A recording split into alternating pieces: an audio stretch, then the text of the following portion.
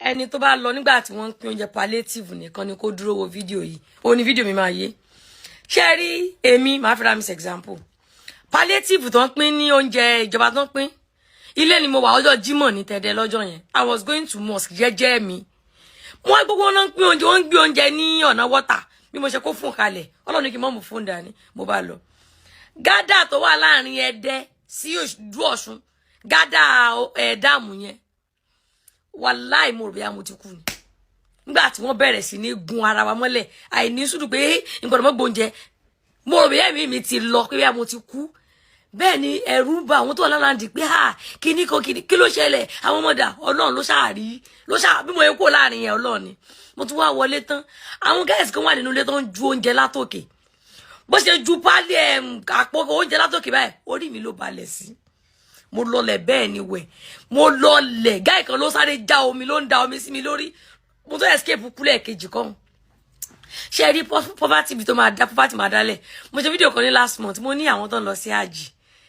even Christians too that are traveling this period for fun tẹ́ bá lówó ẹran àwọn èèyàn lọ́wọ́ lẹ́gbẹ̀ẹ́ yín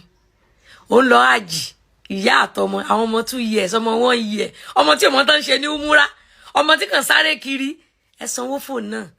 irú owó tó san yẹn tẹ́ bá fi ràn méjì lọ́wọ́ lẹ́gbẹ̀ẹ́ yín wọ́n dìde ẹ san 3 million fọmọ tí ń lọ umura ọmọ ọdún kan ọmọ ọdún méjì tí ọmọ tó fẹ́ lọ ṣe ní umura ó wá débẹ̀ wọ́n sáré kiri 2 million yẹn 3 million yẹn fún yàn mẹ́ta ní 1 million naira wọ́n dìde lára yín wọ́n ní gbàgbé yín poverty wà ń ta ebi ń pa àwọn èèyàn yẹn kọ́kọ́ fi yàn kọ́kọ́ ṣògùn owó hello because I see some people are saying ní Ìbàdàn wọ́n fi wọ́n ṣògùn owó ni ògùn owó kankan ò sínú ọ̀rọ̀ tó wà nílẹ̀ ìwọ fún ara rẹ bó ṣe wà yìí tó bá ṣú ọ̀ fún ẹ announce fún àwọn èèyàn pé ó fẹ́ ṣe party lọ́la fi address sílẹ̀ kó òbí èrò ní kún bẹ̀ mú déètì party mo sọ pé live mi lánàá mo ní ìfọ́rù next year Ramadan ẹni tó bá lọ plan bó lọ announce pé ó fẹ́ ṣe ìfọ́rù tó fi ara wá jẹ gbèsè kọ́ ṣe bí ń pa àwọn èèyàn people will come and eat. ṣe charity ó pe àwọn ọmọ 5,000 ọmọ síbẹ̀ ó lóun ti ṣe 4,000 that means pé àwọn ọmọ yẹn ti ń kú tẹ́lẹ̀ àwọn that is tó bá jẹ́ pé lóòótọ́ ló ń ṣe 4,000 ó wá pé 5,000 ọmọ lẹ́ẹ̀kan ó pè wọ́n sí ìta gbangba tí mọ́tò tí bírèkì lè lose tó lè tí bírèkì mọ́tò tó lè lose tó lè wọ àárín àwọn ọmọ yẹn ó dẹ̀ finish wọn lọ consider yẹn ẹ̀yin mídíà gọ́vnọ̀ Ṣèyí Mákindé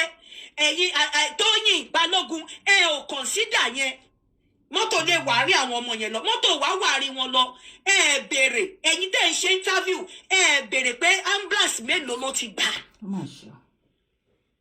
ọlọ́pàá mélòó ló gbà crowd control wo ló fẹ́ ṣe ò mọ̀ pé heat stroke àwọn ọkọ̀ heat stroke lè pa wọ́n àwọn ọmọ kan lè ní 6 shot kan lè mọ̀ pé wà lábúrò àwọn míì lè wà diabetics nínú wọn tó dẹ̀ jẹ́ pé máa dúró síbẹ̀ yẹn máa dúró consider gbogbo yẹn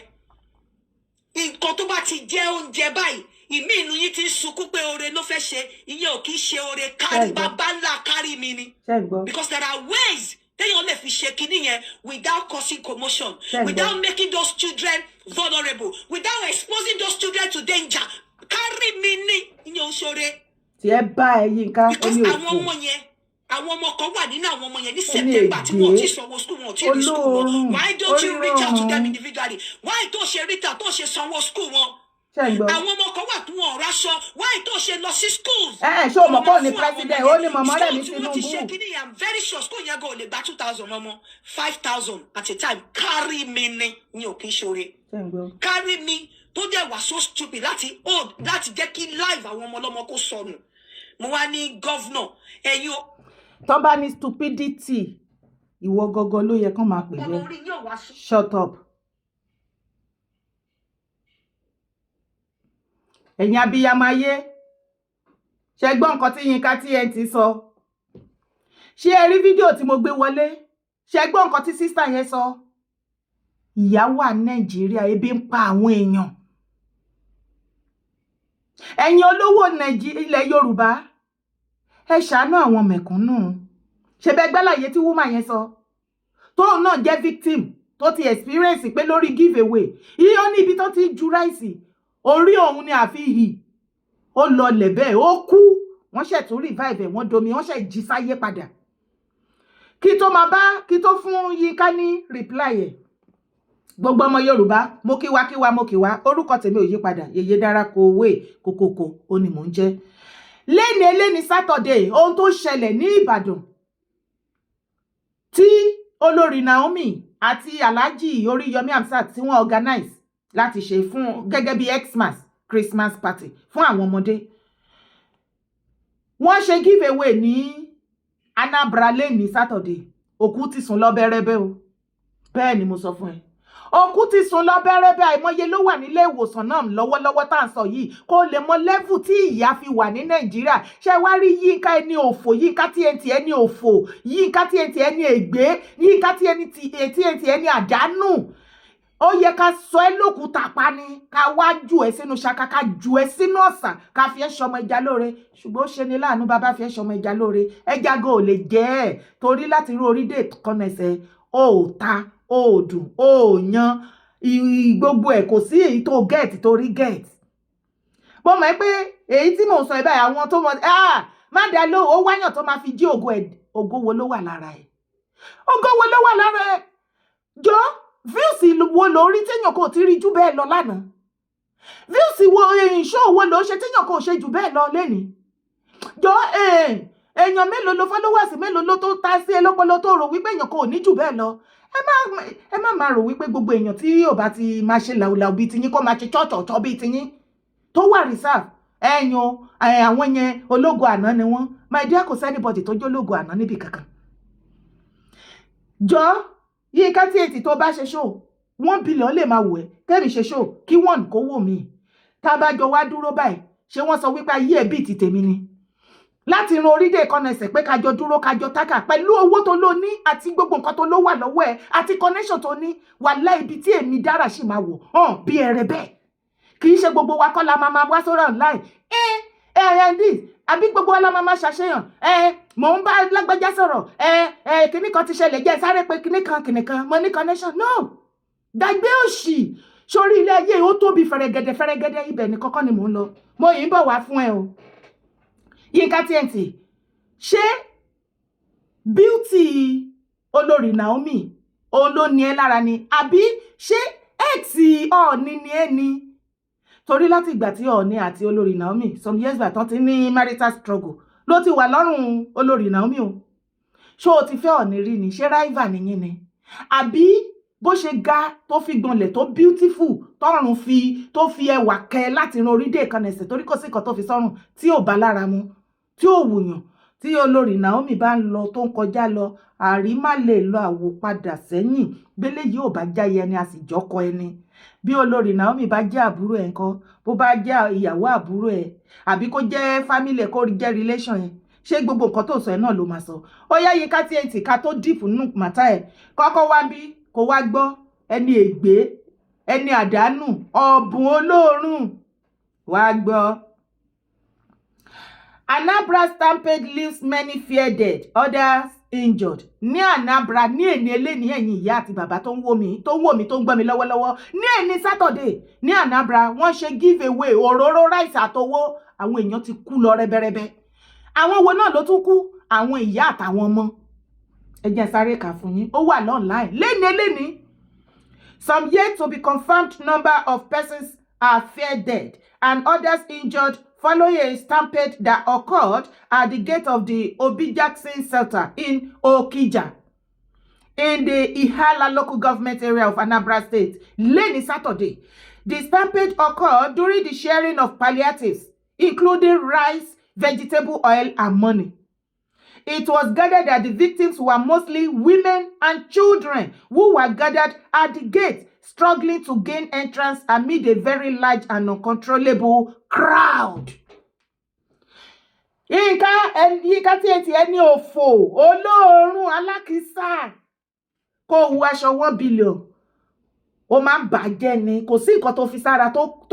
gbé oríyìn tó elevate àwọn tó ṣe kìíní kò sí nǹkan tó ṣe tó elevate anything. Bẹ́ẹ̀ ni wípé spiritual being ẹ kìkìdá àkísà ní látòkè désàlẹ̀ kò sí nǹkan tó ṣe tó make sense tọ́tọ́tọ́ iná ni. Ní Anambra léni Yínká TNT àwọn obìnrin àwọn ìyá àti àwọn ọmọ wọn torí ebi ló lé wọn débẹ̀. Gbogbo wa la mọ̀ wípé ìyá ló máa ń já láńgbáláńgbá kiri kí lọ́mọ máa jẹ obi ògùdọ̀ pọ́mọ mi bébí tiẹ̀ ń pa òun nìkan káwọn ọmọ ṣáà ti jẹun ó ti yó ń tiẹ̀ nìyẹn nítorí ẹ̀ lẹ̀ ṣe rí ogunlọ́gọ̀ ọkùnrin bẹ́ẹ̀. Àwọn obìnrin lámì àwa ní ó máa ń ta wá ó máa ń ro wá ní Yínká òfò Yínká TNT òfò Yínká TNT ọ̀ràn dójádójá àbí kò ṣe ti Yínká TNT tó ní pé kí àwọn some years back tó ń kọ́ àwọn ẹlẹ́hàá bọ́ ṣe máa bájá sùn Yínká TNT tó ń kọ́ àwọn ìyàwó ilé kan máa bájá sùn bájá ṣe máa bá wọn sùn the same Yínká TNT tó ń kọ́ ọkọ bó ṣe máa bá ìyá ìyàwó ẹ̀ style tó máa fi bá ìyá ìyàwó ẹ̀ sùn the same Yínká TNT tó ń kọ́ àwọn bàbá ọkọ bí wọ́n ṣe style tó fi máa bá ìyàwó ọmọ wọn sùn ṣé irú ẹ̀ yẹ láwùjọ ni tó bá ń sọ ọ̀rọ̀ pàtàkì láwùjọ ṣó yẹ kó dá sí bẹ̀lẹ̀ tàṣé ó máa wà lára ifá tó máa fi kó ó máa wà lára nǹkan tó máa fi kó ifá ìyà tó ń jẹ àwọn èèyàn Nàìjíríà ó máa wà lára wọn o bẹ́ẹ̀ ni ara ifá tó máa fi kó fálẹ̀ ní ẹ̀ ó rí bí sá sí Yínká tí irú nǹkan báyìí bá ṣẹlẹ̀ irú ẹ̀ ó yẹ kó bọ́ síta kó máa sunkún ni kó máa sunkún sí ìjọba Tinubu àti Rẹ̀mílẹ́kún lọ́rùn wípé kó wo bí ọmọ ṣe ń kú lọ́wọ́ oníkọlà wọn tí ò bá jẹ́ pé ìṣẹ́ àti ìyà tó ń jẹ àwọn èèyàn ebi ti pa wọ́n kú tí wọ́n ọ̀dẹ lè sọ̀rọ̀ Yínká TNT ibo ní pọ̀rípọ̀ gbẹ́ ìyá yàlàyàlà ìyá ẹ̀ wà láyé ní ìgbà tí ebi ń pa àwọn èèyàn tí ò sówó tí ò sí kankan tí ebi ń pa wọ́n táwọn èèyàn dákú ní àárín ọjà tí bàbá Tinubu tí wọ́n campaign fún wípé máa ṣe dáadáa tó sọ wípé wọn ò gbúdọ̀ jáde láti wá protest tí wọ́n gbé orò tí APC gbé orò jáde abiyamọ ayé ẹ bá mi gbé wọn ṣépè ẹ bá mi rán Yínká TNT ọmọ àlè yìí lóhùn tí èèyàn bá tẹ̀ wá fẹ́ sọ̀rọ̀ ṣé Yínká TNT ó tọ́ sí ìwọ lẹ́nu níwọ tó yẹ kó lọ sápamọ́ jẹ́ kí wọ́n má rí ẹ̀jẹ̀ ní tútù Yínká TNT ó campaign fún bàbá Tinubu ìjọba òfò ìjọba ọ̀ràn Mọ̀mọ́rẹ̀mí ó ní more than 200 million children ló wà lábẹ́ òun gẹ́gẹ́ bí ìyá ọmọ tí tọwọ́ oníkọlà yín kú Mọ̀mọ́rẹ̀mí àwọn ọmọ tí wọ́n ti wà ń bẹ̀ tẹ́lẹ̀ tó ti bí ká ẹ tó dé ẹ̀yin àtọkọ yín àtàwọn ọmọ tó campaign fún yín ẹ wá fi wọ́n lánu àjẹ́ ojúkojú ni yín ẹ ṣàjẹ́ òkùnkùn ẹ wá àwọn gan lẹ̀ ń wín jẹ Yínká TNT bàbá Tinubu àti Rẹ̀mí ló yẹ kó sọ wípé wọ́n fi àwọn ọmọ ṣètùtù ni wọ́n fi Nàìjíríà ṣètùtù ní nàá tí wọ́n bá fi Nàìjíríà ṣètùtù ṣé ó yẹ kó febi pa wọ́n kú lórí pọ́lísì orí burúkú táwọn dé ń jẹ́ nǹkan tó wù wọ́n tí fámìlì wọn ṣe yùn gbà tó ṣe yùn bí mo ṣe ń bá yín sọ̀rọ̀ léni yìí bàbá Tinubu lọ físìtì ọmọ ẹ̀ Afọláṣadé Tinubu pátì ni wọ́n ṣe kìrà pátì ni wọ́n ṣe bẹ́ẹ̀ bàbá ọmọ àìṣe yìí gbogbo wọ́n sè wọ́n sọ wọ́n jó wọ́n yọ̀ ni àmì nígbà wọn citizen tí wọ́n balẹ̀ lórí wọ́n kú lábẹ́ wọn láìrò oúnjẹ jẹ Yínká TNT ó wá rò pé olórí Naomi ló fẹ́ wá gbé ogun lé lórí tiẹ̀ ti bá ẹ sórí lórí ọ̀rọ̀ olórí Naomi yìí tó o bá mọ̀ wọn ara àwọn tó bá mọ̀ ẹ́ dáadáa kí wọ́n lọ kì ẹ́ nílọ̀ sórí èmi dára mo ti wá ní interest inú kéèsì yẹn tí ò bá vomit orúkọ olórí Naomi kúrò lẹ́nu ẹ bó ṣe wà yẹn tiẹ̀ ti bá ẹ lórí social media yìí awakọ̀ ti wà á máa jókòó tì ẹ́ lọ́rùn ni a máa jókòó tí ẹ lọ́rùn ni oníkòṣore ló ṣe eye service ló ṣe ṣé o ti wá rí sí ṣé Anambra náà tí wọ́n ti kú lọ tí àwọn obìnrin kú lọ àwọn ọmọ kú lọ sí eye service náà tún ṣe alẹ́ ní ègbé nìyẹn kì í ṣe bẹ́ẹ̀ nìkan o ẹ̀ tún wá gbọ́ o léni ó tún ti ṣẹlẹ̀ náà l'Àbújá o ó ṣẹlẹ̀ l'Àbújá lọ́wọ́lọ́wọ́ tó bá nírọ́ ni ó wà lórí online o Yínká TNT gbogbo àgbáyé ẹ jẹ́ sáré kà fún yín. Many fear death in Abuja stampede. At least 10 people have reportedly died, with many more injured in a stampede at the Holy Trinity Catholic Church in Maitama, Abuja on Saturday morning, this morning. Holy Trinity Catholic Church in Maitama, l'Abuja. Yínká TNT ṣé ibẹ̀ yẹn náà kò tún tí tóbi tó àbí torí ngbà tó ń gbẹnu nígbèkúgbè sìn school compound ó máa ní Oríyọmí Hamzat àti olórí Sílẹ̀kùn Ọlámi Naomi ó máa ní wọ́n lò kò máa ń ṣe inú compound wọn. Ok ṣé Trinity Catholic Church ní Maitama l'Abuja ìsìn ó tún ti kéré torí ó ti gbọ́n sìn wọ́n ní at least 10 people are reportedly dead tí mídíà bá fi lè sọ wípé 10 times by 3 or 5 or jù bẹ́ẹ̀ lọ ṣé wọ́n tún fi wọ́n ṣe sacrifice ní ẹ̀yin abiyamọ tí ọ̀rọ̀ yé tí ẹ̀ sí nídìí àbòsí ẹ bá mi dá sí níbi comment section ṣé àwọn yẹn náà fi wọ́n ṣe sacrifice ni ṣé wá fẹ́ gbọ́ bí mo ṣe ń bá yín sọ̀rọ̀ yìí báyìí sí gbogbo abiyamọ ayé mo wá rawọ́ ẹ̀bẹ̀ ni mo wá bẹ̀ gbogbo abiyamọ iná mo níjọ́ wà iná ọmọ oníjó wa mi ò ń ṣe nǹkan tèmi torí pé kẹ́nibọ̀dì lè pè mí àbí kẹ́nibọ̀dì I don't care. Èmi ṣe tèmi fọ́lọ́run, this is my own life. Mi ò ṣe fún anything. Jọ̀ọ́ nítorí Ọlọ́run. Bá a ṣe ń sọ̀rọ̀ lọ́wọ́lọ́wọ́ Yinka TNT. Ṣé ìwọ ni ogun tí wọ́n gbé iṣẹ́ fún? Ìwọ ló gba contract pé kó dá okùn ẹ̀mí na olórí Naomi. Abiyamọ ẹyẹ ẹ bá wa ṣàdúrà fún olórí Naomi. Ní ṣoore ṣe. Oore ò ní dìbí mọ́ wa lọ́wọ́. Ó ṣẹlẹ̀ l'Ábùjá, ó ti ṣẹlẹ̀ lánàá Branson yìí. Bí mo ṣe ń bá yín sọ̀rọ̀ sí, olórí ti gba detention ọlọ́pàá. Ó ti dèrò hospital. Following the uproar sparked by the death of 35 children during a stampede at a fun fair in Ibadan, the Inspector General of Police, Kayode Egbetokun, has taken charge of investigation. Okay. The stampede occurred when participants rushed to gain access to the venue of the event, reportedly organized by the ex-queen of the Oni of Ife, Prophetess Naomi Shilekunla, and Ibadan-based broadcaster Oriyomi Hamzat. Báyìí sọ̀rọ̀ yìí báyìí. Olórí Naomi ti wà lọ́spítù, ó ti break down. Alhaji Oriyomi ó ti di free l'Abuja báyìí. Ṣebẹ́ tí gbogbo wa láti gbọ́ fídíò wọn tó ti sọ wípé wọ́n ti gbé wọn lọ o. Wọ́n ti àwọn House of Rep, wọ́n ti invite wọn s'Abuja o. Wọ́n ti gbé wọn lọ o. Yo. Kọ́ Ọlọ́run má fi ṣe àlọ́larí àràbọ̀. Ó ní ọ̀rọ̀ tó wà ń bẹ báyìí sìn. Kí Ọlọ́run má ṣe kí ni kó má ṣe kéèsì ẹ̀ ní àlọ́larí àràbọ̀. Now, Yinka TNT. Ṣé o ti gbọ́ pé the same thing kó tó ṣẹlẹ̀ ní Ìbàdàn, ó ti ṣẹlẹ̀ ní Anambra báyìí. The same thing kó tó ṣẹlẹ̀ ní Ìbàdàn, ó ti ṣẹlẹ̀ l'Abuja báyìí. Kí ló fẹ́ rí sọ sí yẹn? Ó wá sọ, ó ní ìkọ̀kọ̀ tó sọ nínú fídíò yẹn tí orí mi gbá ó tóbi tó báyìí. Pé irú ọ̀rọ̀ báyìí lè máa jáde lẹ́nu ẹ̀. Definitely you are a ritualist. Ẹ̀yin ayé, gbogbo abiyamọ, gbogbo ẹ̀yin tẹ́ lọ listen. Yinka TNT bó ṣe wà yẹn kí n sọ fún yín. Lórí fóònù ọ̀pọ̀lọpọ̀ àwọn àfáà wọ́n máa contact ẹ̀. Tó máa fẹjọ́ ìyàwó wọn tá fi sùn.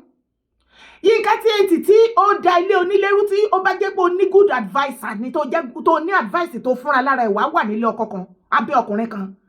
Òun ló máa kọ́ àfáà. There are so many things happening. Táyé ọ̀pọ̀lọpọ̀ irú somebody like me tí ò bá bọ́ síta láti máa follow ká máa ṣe show every now and then pẹ̀lú gbogbo nǹkan tó ń ṣẹlẹ̀. Many things ni mo mọ̀ lórí gbogbo social media yìí. Bọ̀ kò wá mí pé kí sọ́ra mi di wèrè torí kọ́ lè máa sọ pé mo ní láti wà relevant. Mo fẹ́ pe àkíyèsí gbogbo ẹ̀yin abiyamọ ayé sí ọ̀dọ̀ Yinka TNT. She's a ritualist. Ẹni kí ló dé tí mo ṣe sọ bẹ́ẹ̀? Adá fún yín.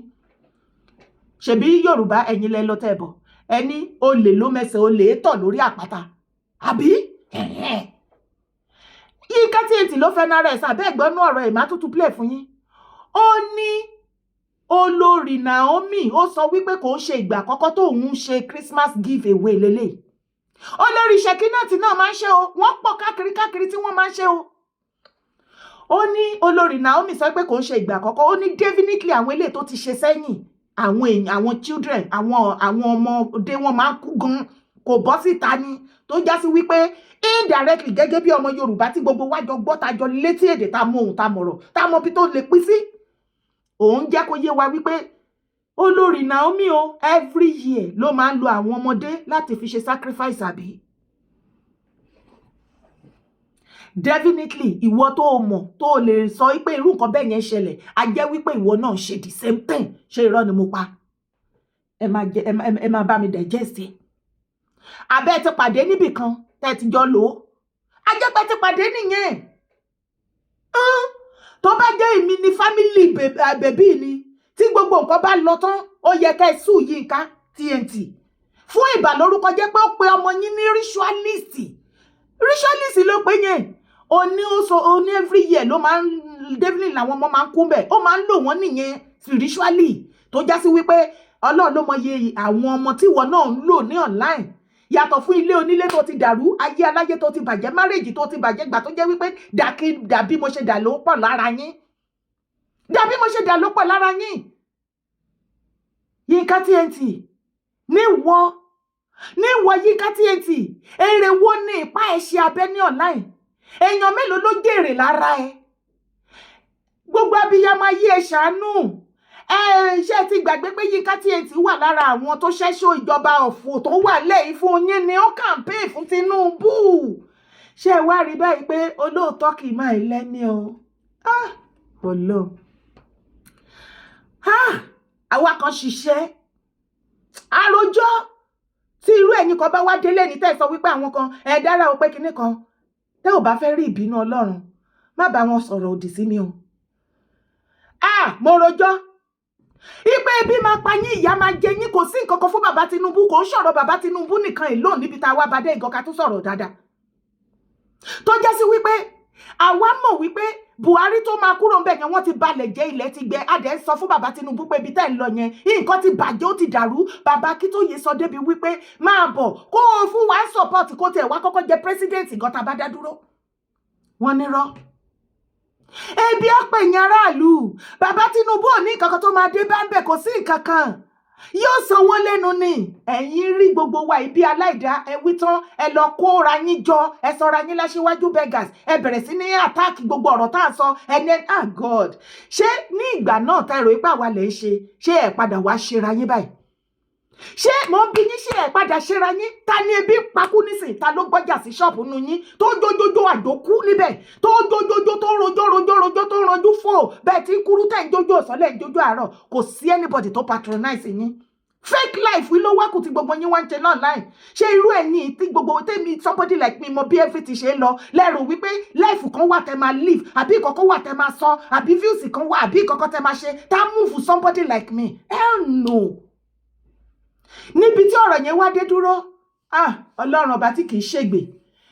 ènìyàn ló lè ṣe irọ́ ènìyàn ló lè gbè sí ìdí èbìtà ènìyàn ló lè ṣe àbòsí àtọ̀tẹ̀ Ọlọ́run mi kìí ṣe alábòsí kìí ṣe ọlọ̀tẹ̀ ní ojú ayé ìwà àtẹ̀mí gbogbo wa tájọ dìde ní ìgbà tí ọ̀rọ̀ tó ń kàmpé tí irú àwọn Yínká òfò Yínká TNT ọmọ àlè olóòórùn ẹni ègbé tí ò yẹ láàrin àwùjọ obìnrin láyé ní ìgbà tí ìwọ ń ṣe bí olórí burúkú tó gbowó lọ́wọ́ àwọn bàbá Tinubu tó sá lọ sọ́dọ̀ MC tí MC ń kówó fún gbogbo yín tẹ́yìn pariwo pé Tinubu ni àwa ń dìde a ò má ìdí kan tẹ́nibọ̀dì máa sọ fún wa everybody wọ́n sọ wá di aláìda ó wà lára nǹkan tó jẹ́ pé lẹ́ni mo kàn rọra jókòó mi pé ok nǹkan tẹ́lẹ̀ fẹ́ ni ẹ jẹ́ ká jọ máa wò tá à ń sọ fún yín pé kinní wọ́n nírọ́ gbogbo àwọn Yorùwood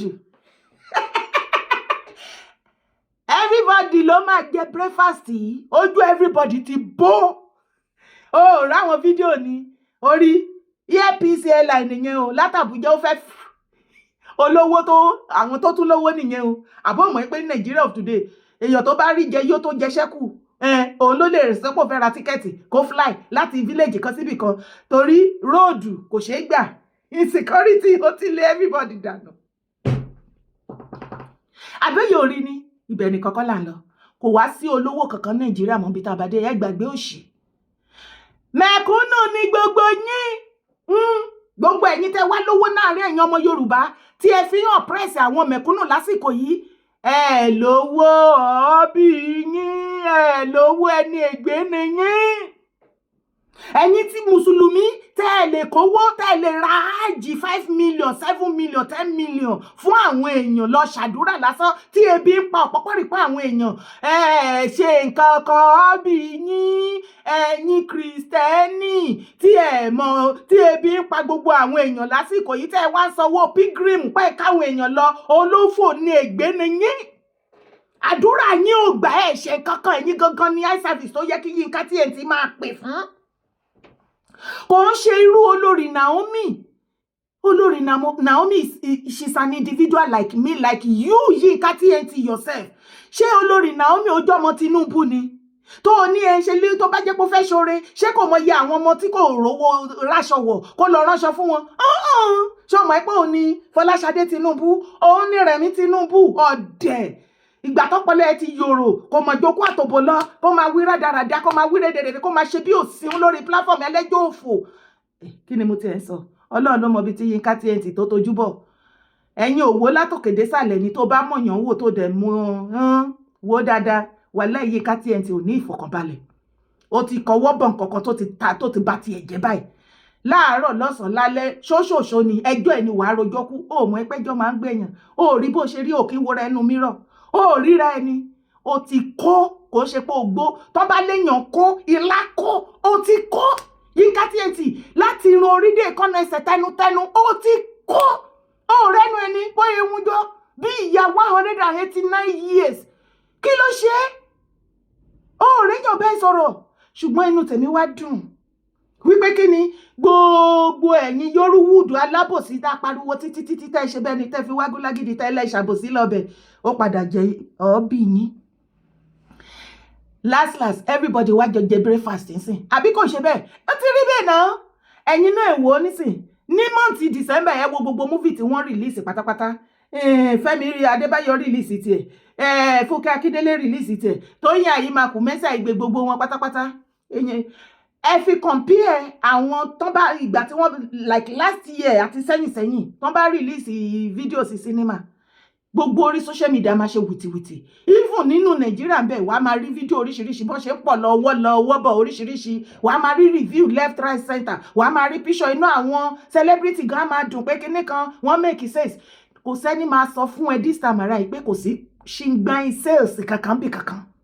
pẹ̀lú gbogbo effort àti owó burúkú tí wọ́n ná lórí movie àti gbogbo everything pé kí wọ́n ṣe advert tán run advert both home and international kò sówó èèyàn mélòó ló lówó èèyàn tó rówó jẹun yóò tó jẹ ṣẹ́kù kan tó mọ̀ pé òun tọ̀ láyì máa wà ń bẹ̀ kọ́ ló máa kó ẹbí ará ọ̀rẹ́ àbóhùn tá lóun fẹ́ lọ wo sinimá kọ́ sinimá ní Tinubu ti tiná bọ̀ everywhere àwa wí tán bàbá Tinubu ẹ̀yin wá wálé ọdún náà ní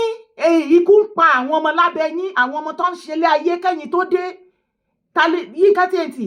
ta ló wá ń fọmọ ṣe sacrifice ní Nàìjíríà ṣe láàrin olórí Naomi Sílẹ̀kùnọlá àti ìjọba bàbá Tinubu àti Mọ̀mọ́rẹ̀mí Tinubu ta ló fi Nàìjíríà sì ṣe sacrifice Yínká ẹni òfò olóòórùn ẹlẹ́nu wíwọ́ ẹlẹ́nu ń jọ oríran orí rádaràda ẹni ègbé ẹni àdánù Yínká ò lè kọjá níbi tí irú èmi ti ń jẹun máa bí gọ̀ọ̀rọ̀gọ̀ ni máa bí gọ̀ọ̀rọ̀gọ̀ pẹ̀lú gbogbo fíùsì rádaràda gbogbo uródèrèdè tó lóun ṣe tẹ́ kójọ tẹ́ tó máa ń sín gbogbo yín wín online fake life tí gbogbo yín jọ ń live so àwa tá a bá ti bọ́ síta ká máa sọ yo we do this o ibi tí mo lọ lẹ́nìí ni o ohun tí mo mọ̀ léléyìí o ohun tí mo gbà léléyìí ohun tí mo ní léléyìí o ẹ ti believe pé àwọn yẹn ò ní nǹkan kan whereas you can't even stand níbi tí irú àwa báyìí bá stand Ọlọ́run mi ì fi ṣeré wá gbọ́ Yínká TNT mo ti ní kí àwọn èèyàn mi kàn lọ dúró tiẹ̀ kàn bá mi dúró sórí péjì gbogbo ìgbà tó bá ti jáde fún olórí Naomi tó wá sọ shit ẹ máa ju fídíò yẹn sí mi ní time àti máa bọ́ síta ṣe show every now and then ṣùgbọ́n lórí ọ̀rọ̀ Sílẹ̀kùnọlá mi torí mo ti rí wípé jẹ́lọ́sí ti bayé ẹ̀ jẹ́ kì í ṣe ọ̀rọ̀ pé kinní kan ó ti ní olórí Naomi sínú látọdún tó ti pẹ́ ṣé o wá rí ibi tó dé dúró tí o bá fọ̀ mí tí olórí Naomi kúrò lẹ́nu ẹ̀ tí a bá ẹ lórí social media bẹ́ẹ̀ ni mo sọ fún ẹ Yínká ó dá mi lóhùn kò nítumọ̀ mo ní gbogbo fídíò tó bá ti ṣe tó bá ti condemn Naomi wàá jẹ́ gbá Yínká àpàṣẹ ẹ̀ wà lẹ́ o lọ́dọ̀ ti tẹ̀dọ̀ ti tèmi èmi ò ń búyàn mi mo bẹ́ẹ̀ ń búyàn ọ̀rọ̀ lèmi máa ń mọ̀ sọ o ọ̀rọ̀ ni mo mọ̀ sọ o sórí gbogbo àwọn ọ̀rẹ́ ilé tí àpàlọpọ̀ yìí sọ sórí gbogbo ilé tí mò ń ṣe yìí mo yìí wọ́n ní lásán ni mò ń wọ̀n ní sórí tó o bá sọ kàn díẹ̀ lásán àwọn ọ̀pọ̀lọpọ̀ nǹkan tí anybody ò mọ̀ nípa ẹ ní online for the first time wàá rí ayé ẹ̀ máa run á jóná sí online wà láìtàláì díẹ̀ it ṣó ní ṣọṣọṣọ ẹ ti pọ̀ jù ó ti tọ́jọ́jọ́ títí gbogbo ẹ̀kẹ́ ó ti hún ẹ̀kẹ́ ti dà sílẹ̀ ẹnu ìgbà tó tẹ̀ wá lóde nọ́ọ̀sì àbí nọ́ọ̀sì pínrín àmọ́ ètò ló gbà ní UK ó wá sọ̀rọ̀ ẹ̀ di wèrè ó máa ń rí rẹ bí bó ṣe wà yẹn ó máa ń rí rẹ bí ẹni pò tó 100 díẹ̀ ta ni ẹ kí ni ẹ ta ló ń bọ́ ta ló lè raṣọ sílò ta ló lè bọ́ ṣé ìwọ gan ti jẹun gidi ni ṣé o jọyàn tó ń jẹun gidi ṣé o jọyàn tó ń gbèlú òyìnbó Yínká TNT jẹ let me ask you Yínká TNT lọ gbé ara ẹ̀ dúró lẹ́gbẹ̀ẹ́ olórí Naomi tó gbé ní Nàìjíríà ọ̀pọ̀ fìtínátì tí wọ́n fìtínà ọmọ yẹn many things tó ń go through tí ò lè sọ láti yọdún 13 fìtínà ẹ̀ online ṣé o lè dúró lẹ́gbẹ̀ẹ́ Naomi ṣé o jọyàn tó ń gbé labroad ó jọyàn tó ń gbé l'Àbújá lásán talk less of pé kíní kí ló dé tó wà nípa rẹ̀ sọ́run Naomi kan ló ba ayé ẹ̀ jẹ́ òun kọ́ ló ní kó kó Yínká TNT ó ti kó ó kó bí ilá Yínká TNT ó ti kó bí ilá Yínká TNT ó kó bí ilá ó ní ṣọṣọṣọ rádaràdà alásọjàm alẹ́mìí tó kàn náà rẹ̀ bẹ́ẹ̀ náà sọ̀rọ̀ Yínká Ayéfẹ́lẹ́ lọ́jọ́ sí ó ti di gbúrí ó ti lọ́bẹ̀ bọ́ sọ̀rọ̀ ilé ó ti di gbúrí ó ti lọ ṣọ́ fi ṣe ẹ́ ni ó wá sọ ayé èdèwé ojú omi tí kì í nísinmi wọ́n ti gbé ẹ ṣépè pé ń jà ẹ́ gan ni ọ̀rọ̀ náà ò dẹ̀ rí sá ò dùn ò ta ò yan ò ní good smell good odor lára nothing for you gbogbo àti tó emulate ìwọ gan náà láì tẹjọ́ ń ṣorí burúkú tẹjọ́ ń tákà ń bẹ̀ ẹ gbádùn nǹkan tẹ́ ẹ̀ jẹ́ láyé táwọn òbí yín ò jẹ́ láyé ẹ wá fẹ́ jẹ́ dandandan by fire by thunder online ẹ̀yin olóòórùn aláìní kọ̀rọ̀ rẹ̀ ńlẹ̀ Yorùbá tó bá ń sọ̀rọ̀ pé kíní Yínká TNT ọ̀dọ̀ Tinubu ló yẹ kó kojú mọ́ torí ó campaign fún tí ebi ò bá máa pààyàn tí bàbá Tinubu ò bá jẹ́ kébi máa pààyàn kí wà rògbòdìyàn aship wà ní Nàìjíríà ṣé àwọn èèyàn máa kú bó ṣe ń kú yìí ṣé àwọn tó kú ní Àbújá ń sìn wọ́n fi wọ́n ṣe sacrifice ní nínú Catholic Church yìí bẹ́ẹ̀ Oríyọmí Hamzat báyìí wọ́n ti gbé ó ti di free l'Àbújá ìgbà tí the same thing ti wá ṣẹlẹ̀ l'Àbújá sí àdèmà mọ̀ nǹkan tẹ́ fẹ́ ṣe sí olórí Naomi ó ti wà ó ti land hospital sí ẹ fẹ́ pa àbí ẹ má pa á ẹ̀yin abiyamọ ayé ẹ má jẹ́ kán pọ̀ ọmọbìnrin yẹn ìyá Tadé ní káwò tó bá dẹ̀ láwọn olórí míì tó gbéṣẹ́ fún àtàwọn olóbùúkú tọ́jọ́ ń ṣe wèrè tẹ́ ń ṣe wèrè kiri lọ́ọ̀n láì tán gbéṣẹ́ fún Yínká kó o gbógun ti ọmọ yẹn kò sí nǹkan tó máa ṣe lórí Naomi òun ló bí Tadé ní káwò àrólé Oòduà bẹ́ẹ̀ ni ó máa ṣèyá ọmọ ẹ̀ dalẹ́ Yínká TNT tó bá kọ̀ntínú lórí ọ̀rọ̀ Naomi definitely àwọn kan náà gbéṣẹ́ fún ẹ àwa dẹ̀ máa bá ẹ tútùkùtù nínú ayé alànà lórí social media ó ti pẹ́ tó ti ṣe aago ẹ ti kún àkúwọ́ sílẹ̀ èmi kì í dédé fèsì ènìyàn tí ò bá jẹ́ wípé o ti ṣe tẹ́ níbì kan wọ́n ti sọ fún ẹ pé o máa ṣiṣẹ́ sórí o ti wá ṣiṣẹ́ o Yínká TNT lórí nǹkan tó sọ yìí wípé Naomi fi bọ́ ó fọmọ bọrí ni ó ti ṣì sọ ó ti ṣì wí abiyamọ ayé kẹ̀yìn sí ẹ abiyamọ ọ̀run kẹ̀yìn sí ẹ ó ti ṣì sọ ó ti ṣiṣẹ́ orúkọ tèmi ò yí padà Yèyé Dára Kowó ni mò ń jẹ́ ẹ wò ẹ máa bá mi monitor page ẹ gbogbo fídíò tó bá ti ṣe fún Naomi ẹ máa jù sí mi bí mo ṣe máa ṣe short skit fún ẹ ní màá máa bọ́ sí live fún ẹ bring it on ẹ bá mi share fídíò yìí.